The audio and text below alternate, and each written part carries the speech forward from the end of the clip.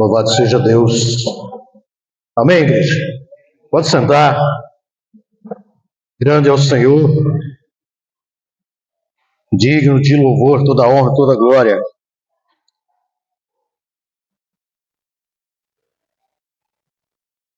Estar na escola dominical hoje foi uma benção. Quem não veio, perdeu. Estou cobrando de novo aqui, viu, João?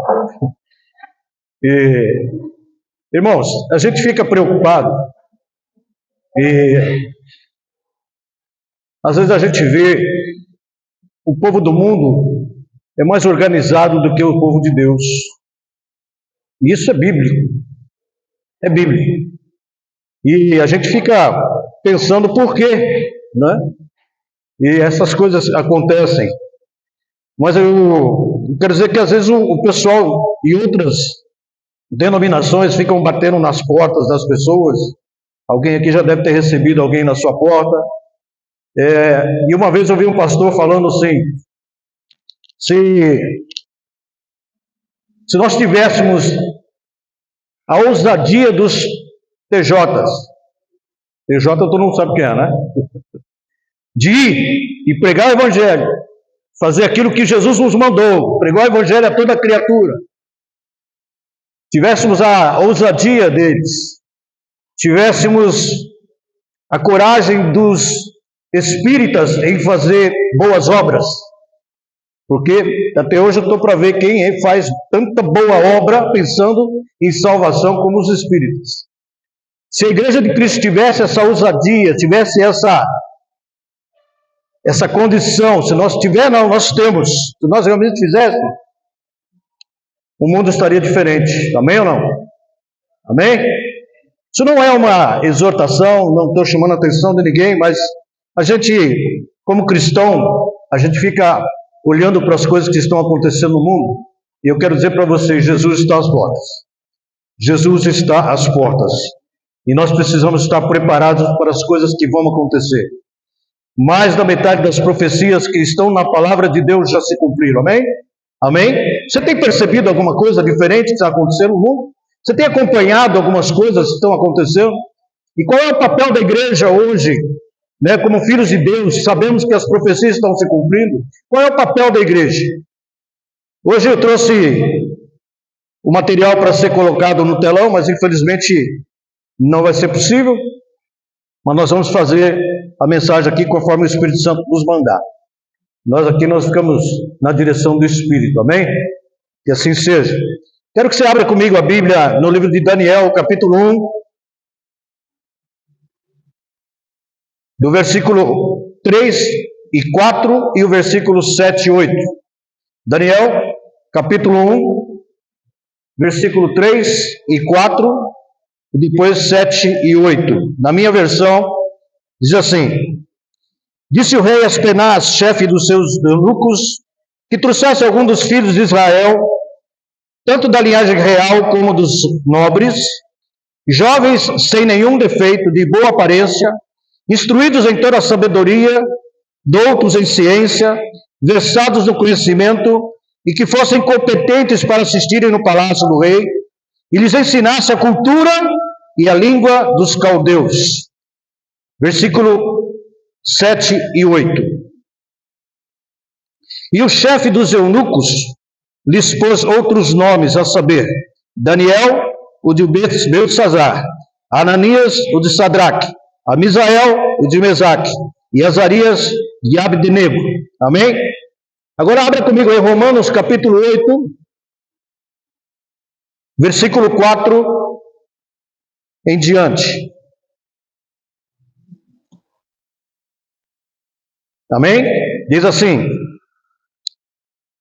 Paulo fala aqui aos romanos o seguinte: a fim de que o preceito da lei se cumprisse em nós, que não andamos segundo a carne, mas segundo o Espírito.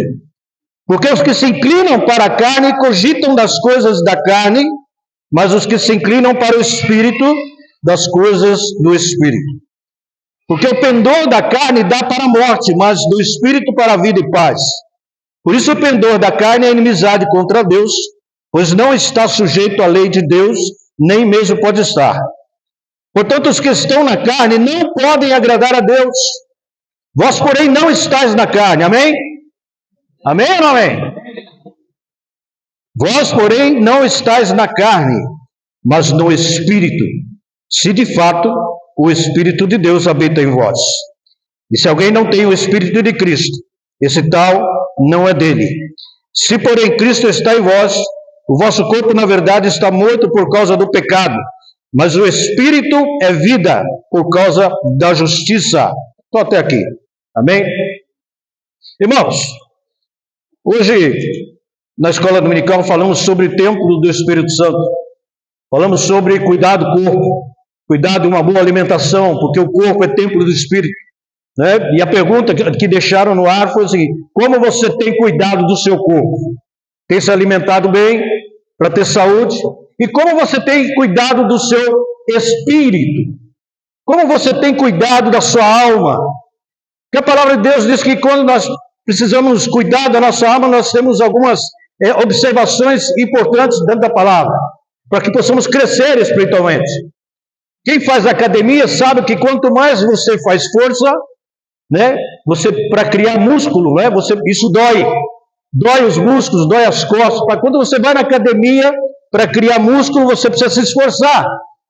Quando você vai treinar as coisas de Deus, você precisa estar dentro da palavra. Você precisa treinar a palavra, alimentar a sua alma para que você também fique forte espiritualmente. Não só fisicamente, mas espiritualmente. Como é que eu treino o meu espírito? Na palavra, na oração, no jejum, na busca incessante, na intimidade com Deus. É assim que nós nos tornamos fortes espirituais. Porém, meus amados, todos nós passamos por experiências no nosso dia a dia. E aqui nós vamos falar hoje aqui são experiências que eu e você passamos todos os dias. Desde o dia que você nasceu e começou a ter a idade da razão, você começou a ter essas experiências. Qual é a experiência? É a luta entre a carne e o espírito. Amém? Há uma guerra interior dentro de cada um de nós. E essa guerra ela acontece desde o momento que você acorda de manhã até o momento que você vai dormir à noite. Essa guerra interior está dentro de cada um de nós. E essa guerra nos faz tomar uma decisão. Qual decisão? Ou nós fazemos a vontade de Deus, somos abençoados, ou então deixamos de fazer a vontade de Deus, fazemos a vontade da carne e pagamos um preço muito caro por isso. É uma escolha que cada um de nós temos que fazer. Fazer a vontade de Deus, custe o que custar. E nós temos vários exemplos na Bíblia que diz, como esse de Daniel, de homens que tiveram essa luta interior entre decidir o que é da vontade de Deus, agradar a Deus, e o que não ia agradar a Deus. Daniel é um deles.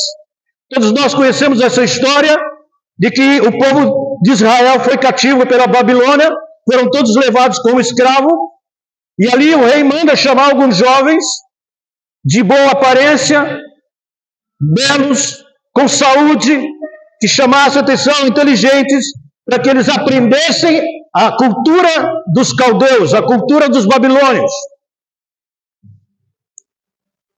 Nós acabamos de ler no capítulo de Daniel aqui, que quando eles chegaram lá na Babilônia, foram chamados para estar diante do rei. O rei pediu que alimentassem eles da melhor maneira possível. Só que Daniel, Ananias, Azarias e Sadraque rejeitaram. Eu fico imaginando essa luta interior entre a carne e o espírito. Os 4 jovens que vieram do povo de Israel, acostumados a um tipo de alimentação que talvez não tinha nada a ver com aquilo que o rei estava mostrando, oferecendo. Então ele vê aquele monte de comida, dentro deles, eu acredito que havia uma guerra espiritual. Eu acredito que Sadraque ali olhou para aquele monte de comida e falou: meu Deus, o que é isso aqui? Mesaque e Abednego falou: hoje nós vamos lavar a égua aqui. Mas Daniel, servo do Senhor, compromissado com Deus, disse: nós não vamos nos contaminar.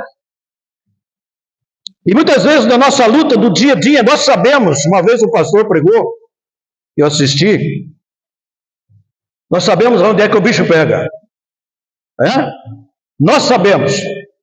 Eu sei onde é o meu ponto fraco O Espírito Santo sabe, e Satanás também sabe.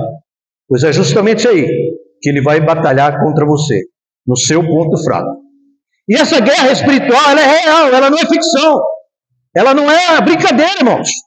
Nós vivemos uma guerra espiritual tão grande que se nós tivéssemos condição de enxergar o que existe no reino espiritual, eu acredito que nenhum de nós suportaria do que acontece no reino espiritual. E ali, nós vemos no texto que o nome dos 4 foram mudados.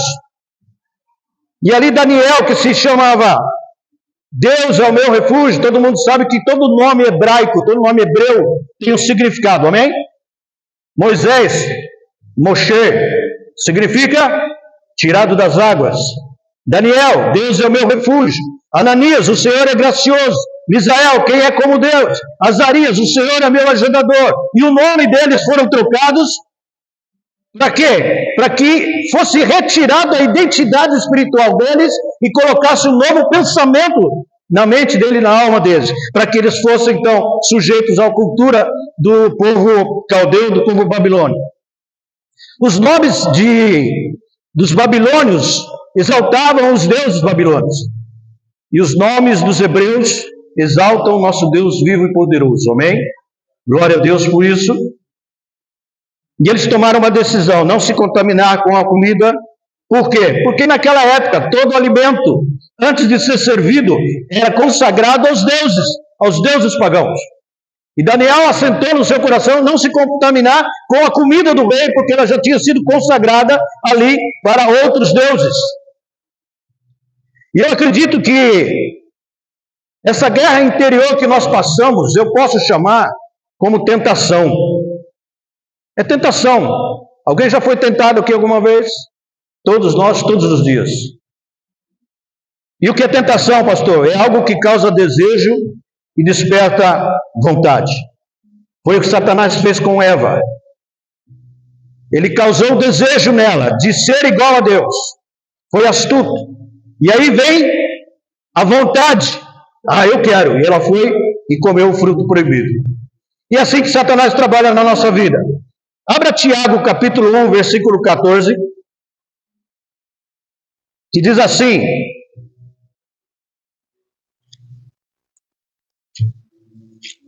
Tiago 1, 14, diz assim: ninguém a ser tentado diga, sou tentado por Deus, porque Deus não pode ser tentado pelo mal, e Ele mesmo a ninguém tenta. Deus não tenta ninguém, amém? Ninguém pode dizer que sou tentado por Deus, porque Deus não tenta ninguém. E eu sempre observei uma coisa, irmão. Se nós lemos a história de Jesus, eu percebi uma coisa. Quando a gente tem uma experiência com Deus, quando nós vivemos uma experiência sobrenatural, sempre vem uma luta depois. Já perceberam isso? Toda vez que você é abençoado, Deus abre as portas, depois vem uma luta que você acha que não vai suportar. E esse momento é quando nós estamos passando pela prova. É um momento que, para nós cristãos, é um momento muito arriscado, porque a gente corre o risco de fazer a escolha errada. Amém? Estão entendendo o que eu quero dizer? Estão entendendo, irmãos? Às vezes nós estamos nesse processo de tentação, isso é muito preocupante, porque se nós não estivermos preparados no espírito para suportar as provações, os testes, com certeza a gente cai. Não estou dizendo que nós temos que ser santos. Não, ninguém é, nós somos pecadores. E graças a Deus, Jesus reconhece isso. E é por isso que Ele morreu na cruz por mim e por você. E por isso que o sangue de Jesus nos purifica de todo pecado, amém? É por isso que Romanos 8 diz, nenhuma condenação há para aqueles que estão em Cristo. Então nós corremos um risco muito grande se nós não estivermos alimentando o nosso espírito com a palavra de Deus. E aí eu olho para Jesus e vejo ali que Jesus também foi tentado. Apesar de ele ser filho de Deus, mas ele era um ser humano como eu e você, e ele foi tentado também.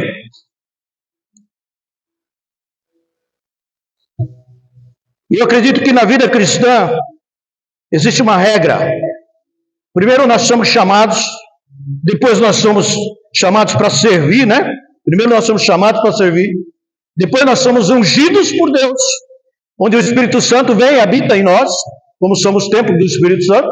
Somos chamados para servir, é a regra cristã. Somos ungidos por Deus e depois somos testados, irmão Juliana. Jesus veio, chamado por Deus, aos 30 anos ele começa o ministério. Perceba uma coisa, que quando ele é batizado, quando João batiza ele, aí ele é ungido, ele recebe a unção para desenvolver o seu ministério. E logo em seguida, irmãos, após o batismo, Jesus é levado para ser tentado. E isso não é diferente nem comigo nem com você. Nós somos mais que vencedores, e vencer significa passar no teste. Porque nossa vida não é um mar de rosa, mas quando você está com Cristo no barco, tudo vai muito bem. Me lembro do corinho que nós cantávamos quando era criança. Com Cristo no barco, tudo vai muito bem, né? Irmã Edna lembra disso? Vai muito bem, a gente que era criança, vai muito bem. Isso me traz a lembrança de que quando Jesus está na direção da nossa vida, não importa o que aconteça, nós estamos guardados por Ele. Não importa qual tipo de tentação, nível de tentação, nível de provação que você passe, nós estamos seguros nas mãos de Deus. A palavra de Deus diz que pode uma mulher esquecer de seu filho, mas Ele não esquece de mim e de você, porque você e eu estamos gravados na palma das mãos dEle. Amém? Posso ouvir um aleluia aí? Amém? Amém? Glória a Deus. Eu acredito que a igreja de Deus hoje tem que ser avivada. Eu acredito que a igreja de Deus hoje precisa de fogo. E fogo não é aquele fogo de ficar sapateando, rodando no chão, gritando, pulando, não. É um avivamento individual dentro de cada um de nós, onde nós vamos perder essa timidez, essa coisa que às vezes nos segura de dar um glória a Deus, um aleluia. Isso por quê? Porque muitas vezes falta alimento na nossa alma, falta o alimento principal no nosso espírito, porque nós precisamos adorar a Deus, louvar a Deus com nossos lábios, com alegria, com força. E às vezes as coisas não acontecem na nossa vida porque nós estamos de boca fechada. Louvado seja Deus.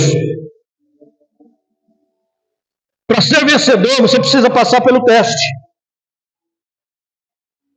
Lá em 1 Coríntios, no capítulo 10, versículo 13, diz assim: não veio sobre vós tentação, senão humana, mas fiel é Deus, que não nos deixará tentar acima do que podeis, antes com a tentação dará também um escape, para que você possa suportar, tá bem?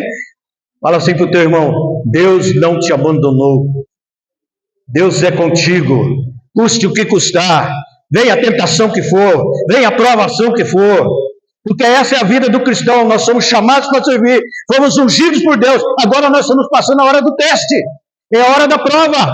Viver nesse mundo já é uma grande provação, amém? Já é uma grande provação para nós. E como viver num mundo tão cheio de coisas ruins, viver uma vida de santidade a Deus? Como viver num mundo de tantas ilusões, mentiras, falsidades? Viver uma verdade que salva, liberta, cura. E aí existe essa guerra interior. Está entendendo, meu irmão? Amém? Deus não tem ninguém, Deus não tenta ninguém, de acordo com o que nós lemos. Todos nós somos chamados para a salvação e achamos que a nossa caminhada chegou ao fim. Agora aceitei Jesus, estou salvo, maravilha, posso fazer o que eu quiser, glória a Deus, eu aceitei Jesus, aleluia, está tudo bem, todos nós somos chamados para a salvação e achamos que a nossa caminhada chega aí, pronto, acabou, estou salvo. Tudo bem? Não.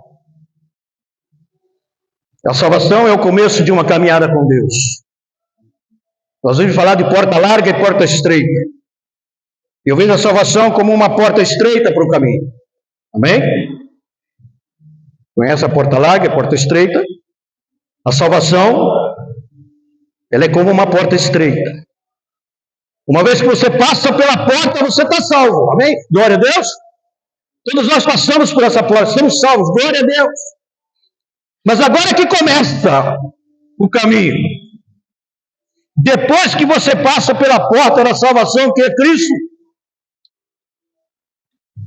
Existe um processo na vida do cristão que começa depois do que eu passo pela porta. Depois que eu passo pela porta, aceito a Cristo como meu único e suficiente Salvador, aí começa a minha caminhada com Cristo. Romanos 12:1 diz: não vos conformeis com esse século, mas transformai-vos pela renovação da vossa mente, para que experimenteis qual seja a boa, agradável e perfeita vontade de Deus.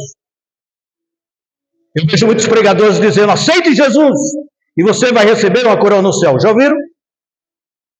Eu já vi vários. Até eu já falei isso. É uma bênção, porque nós vamos receber mesmo, mas tem um processo. Essa mensagem de que você vai receber uma coroa do céu não é uma mensagem completa. Porque aceitar, simplesmente por aceitar Jesus, não te garante uma coroa no céu.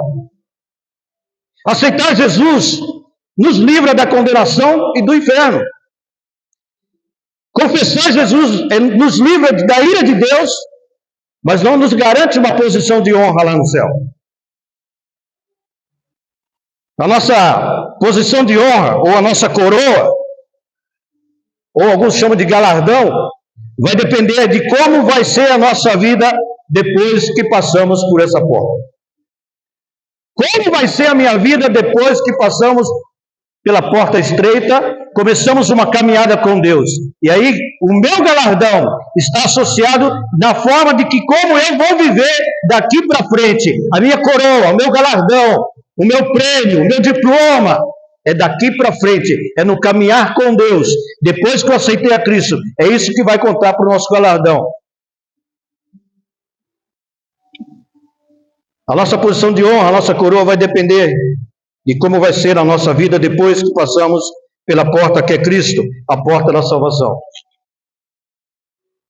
E à medida que nós vamos caminhando com Deus, e passando pelos testes, pelas provas, como estamos vivendo hoje, Deus vai nos colocando em posições mais altas, conforme eu vou caminhando. Quanto mais perto de Deus, Deus vai nos colocando mais em posições mais altas. Deus vai subindo um degrau a cada ano, a cada dia, a cada minuto, à medida que eu me aproximo de Deus, depois que eu passei pela porta. É nessa caminhada que eu garanto o meu galardão. Mas o diabo, a Bíblia diz que ele se levanta para matar, roubar e destruir. Ele não quer que você receba esse prêmio. Ele não quer que você receba esse galardão, essa coroa, que já está reservada para nós. Amém? Amém? Glória a Deus. Muitos querem avançar com Deus à frente ali, ser abençoado. Mas a gente só avança com Deus e somos abençoados quando nós passamos pelo teste e somos aprovados. Não é fácil.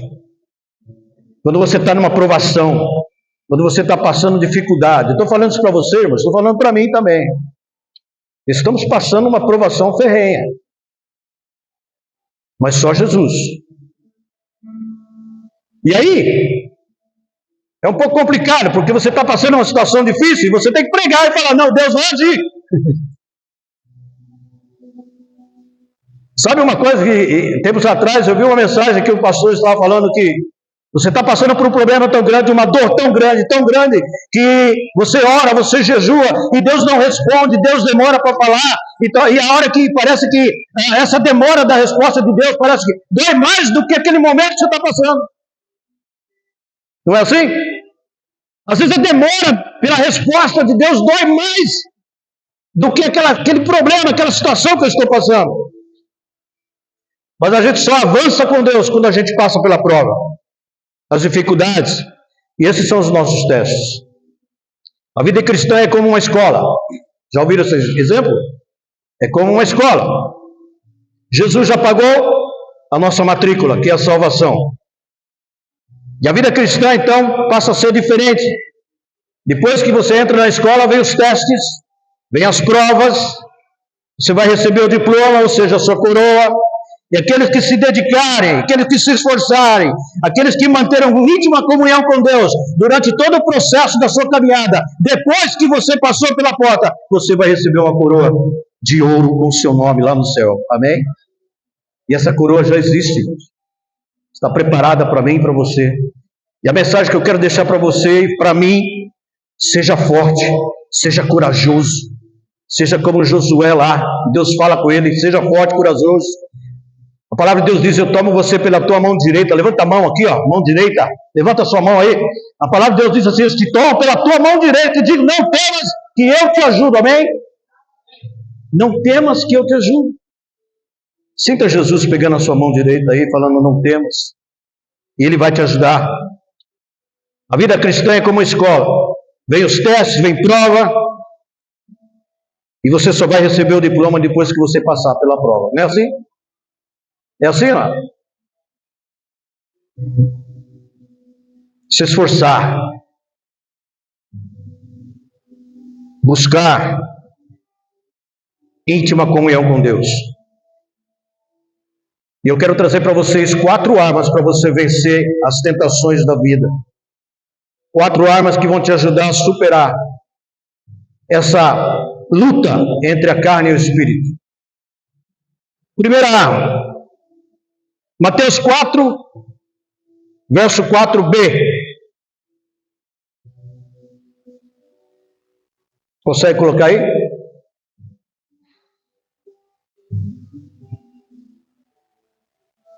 Primeira arma que eu quero dizer para você, a folha não está aqui, é a palavra de Deus.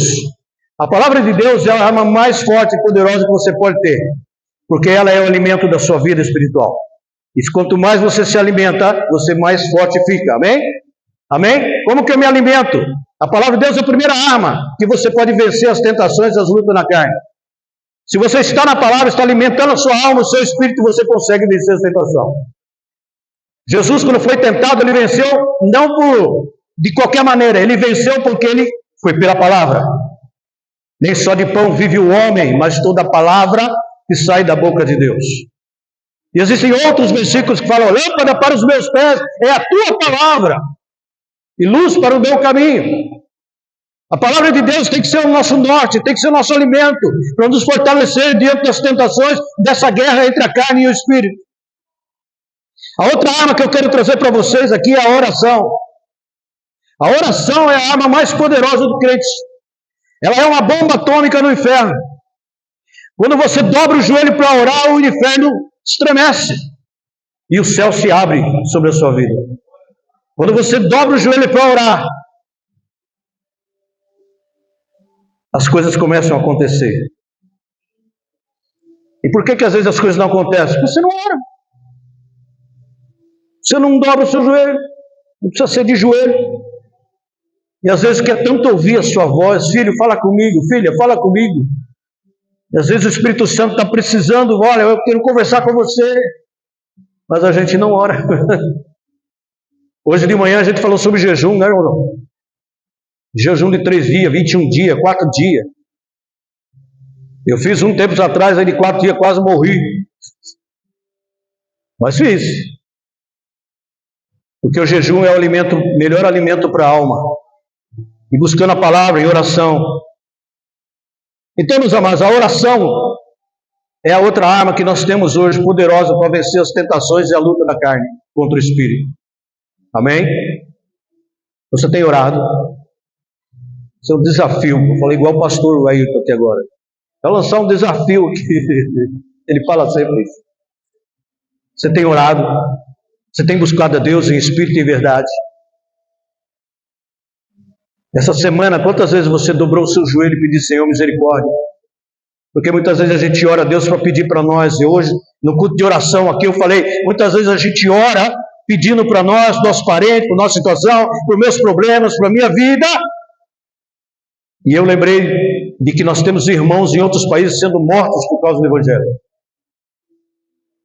E a gente não ora por eles, irmão Odete. Às vezes a gente vê um áudiozinho lá no grupo. Amém? Acabou. Nós precisamos reunir-nos como igreja para orar a igreja. Você quer ver essa igreja crescer?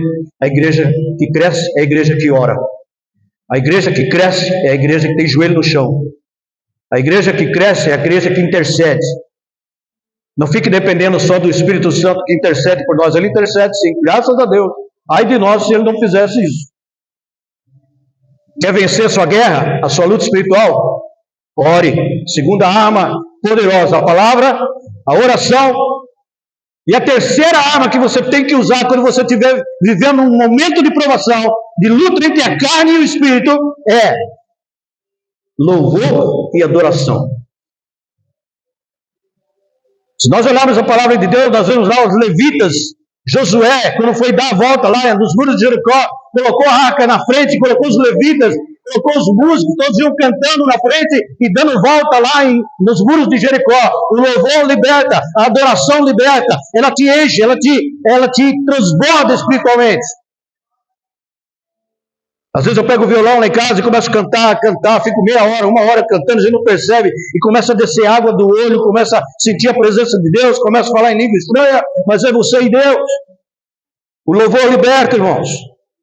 Nós temos a palavra, nós temos a oração, nós temos o louvor e a adoração, que é a nossa outra arma para vencer a luta entre a carne e o espírito. E a última arma que eu quero trazer para vocês é a unção do Espírito Santo. Em Atos dos Apóstolos diz: vós recebereis poder ao descer sobre vós o Espírito Santo. Em outras passagens diz: vós tendes o Espírito Santo de Deus, tendes a unção do Santo. Nós somos ungidos por Deus. Amém? Por que nós somos ungidos por Deus? Para levar a palavra de Deus para esse mundão aí. Eu tenho um coração missionário. E temos um projeto nessa igreja que vai começar agora em fevereiro. E eu quero desafiar você a participar desse projeto. Quantos querem ver a igreja crescer? Essas cadeiras vazias estarem cheias. Quantos querem? Dê um amém bem alto aí. Amém? Amém? Quer mesmo? Tem um projeto que está nascendo no coração de Deus e passou para nós aqui. Chama Posso Orar por Você. Eu achei até bonito que na oração a gente teve um momento aqui onde um orou pelo outro. Duplas, um pondo a mão sobre o outro, orando, abençoando, porque nós somos profetas na vida das pessoas. Foi um momento muito gostoso de sentir a presença de Deus. E para sentir a presença de Deus, nós precisamos estar numa grande multidão.